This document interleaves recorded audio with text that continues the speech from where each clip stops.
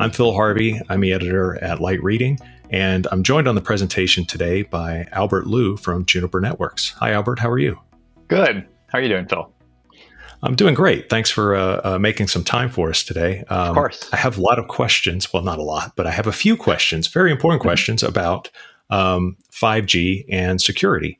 So one of the first things I think that comes up when we're thinking about how the world is changing with 5G networks coming online everywhere. And I read the other day that there's something like more than half of Americans are their next purchase is their next phone purchase is definitely going to be a 5G phone. So it's really catching on. I guess the first question in terms of security is, how does 5G compare to all of the other mobile generations, 3G, 4G, and so on, when it comes to network security? Well, that's a great question, Phil. So with 5G, we're seeing that there's going to be a lot more applications that service providers are going to want to provide to their customers. They're going to need to have a more responsive network. And the way that they're going to do this is to transform the network from a centralized deployment, which we've seen in 2G, 3G, and 4G, into a distributed deployment. And they're also going to be moving from really a physical appliance-based design and architecture to one that's much more software heavy with virtual machines and containers. And they're going to take services and applications and move them into these distributed edge clouds where they're going to have software at the very edge. And what that means is that the security is also going to need to be distributed. In other words, security is going to need to follow where the workload is. In reality, this is not going to be, either it's centralized or it's distributed or physical or virtual, because there's going to be a mix of all of these things in any service provider network. It's going to be both and, which means we're going to have lots of different form factors for security, whether it's hardware, software, container, or virtual machine based. I was talking to one of our customers recently, and even though they are all in, quote unquote, all in on a software deployment for their 5G network, they're also looking at parts of their network where they're acknowledging that they have to do it in hardware.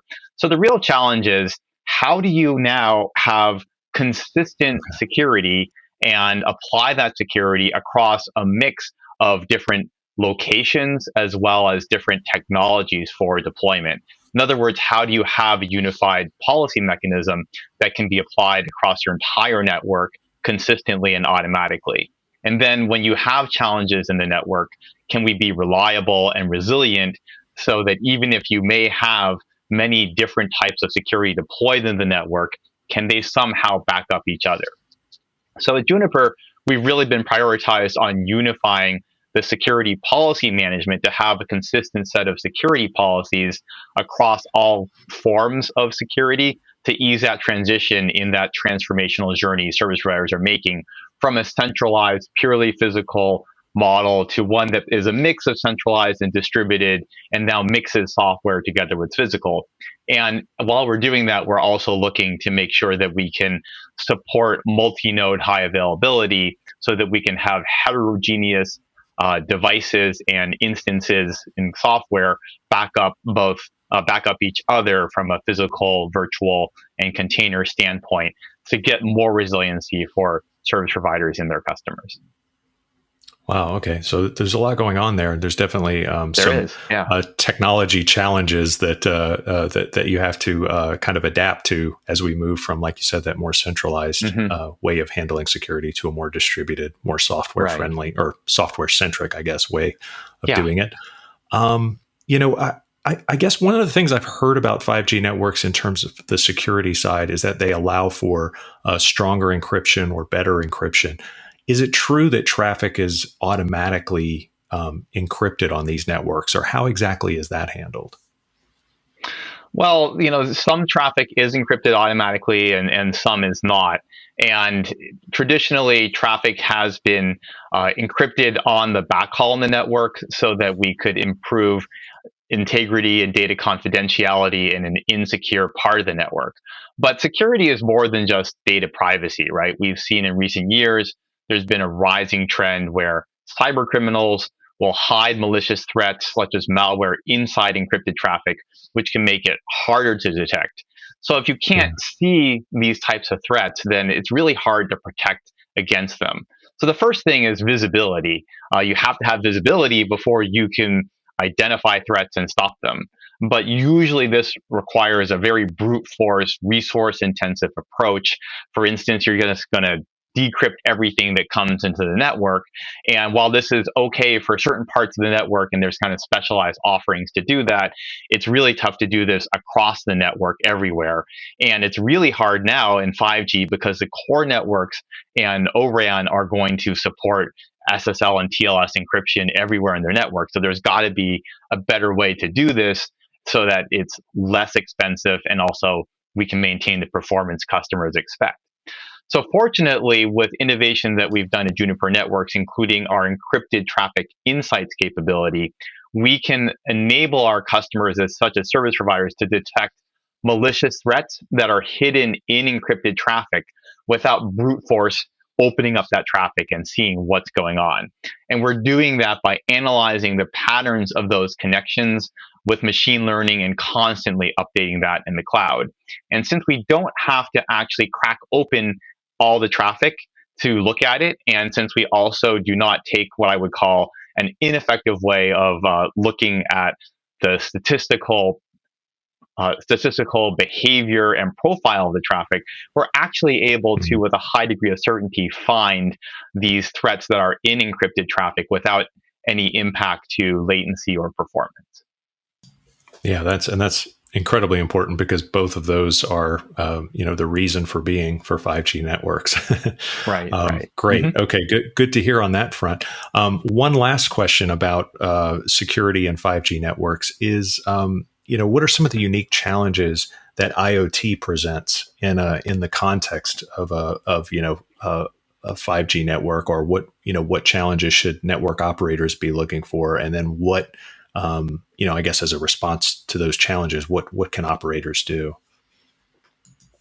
Well, of course, IoT introduces a multiple magnitude of order increase in the number of devices that are connected to the network. So that's probably the biggest challenge. It's also the best news for consumers and businesses because, but on the other hand, cyber attackers can take advantage of the fact there's many of these devices, right? And these devices are harder to secure and they're going to become good targets for attackers to leverage. And the reason for that is because there's less effort that goes into making sure that the software in these devices comes from well-known places and can be really trusted, right? So now we have a very interesting problem in which we have attacks that could be coming from the inside of the network, because before we've really seen DDoS attacks coming from the outside. With Right. IoT, what do you do about these attacks that are coming from the inside? What happens if your subscribers, what happens if the IoT devices they're using as part of their subscriptions become weaponized and then they launch attacks either on the outside world or maybe inside the service provider? And when this happens, trying to figure out and trace back these attacks can cause a lot of challenges, both in time, in lost reputation, in lost revenue. So right now, mobile service providers have a very difficult time trying to understand what's happening because they just don't have the tools to be able to see these types of problems. So the network is really important to be able to identify these threats and to analyze the traffic so that we can figure out what is just like higher volume of traffic. For instance, national holidays, lots more traffic. That's kind of okay, right? Right. But Yeah. attacks are coming from the inside and they could be mounted towards a very particular target. That can be hard to detect. So Juniper Connected Security, our strategy for building a threat-aware network is really to, its goals are to safeguard users, applications, and infrastructures from client to cloud everywhere across the network. And one of the ways that we're doing this is with our DDoS solution that we have partnered with Carrero Network Security, and it can help service providers identify these inside-out attacks. We also have capabilities such as security intelligence, which can look for activities like weaponization of malware, reconnaissance, also infiltration of malware that may be coming from places that you don't expect. And by bringing the power of the entire network, we're not requiring, we'll just call them expensive firewalls for the purpose of in these very wide edges for the mobile service provider's network. It's just not cost effective to put firewalls there. You have to really use the entire network, the network infrastructure, to detect and respond to threats, and do that in a performant way that also preserves the QoS for the service provider. And this is what we mean by connected security, really using the whole network as a muscle to identify and stop those threats. And we think that's going to be key to offering a high quality, secure IoT service. Yeah, that's great too, because it's nearly impossible to economically to put security on individual IoT devices all over the place. We've sort of seen that, and that would kind of take all the fun out of IoT to begin with. So having the network help you identify and reduce the threats is a great plan. And Albert, Lou, thanks so much for walking us through a few scenarios and sort of things that Juniper is working on when it comes to 5G security.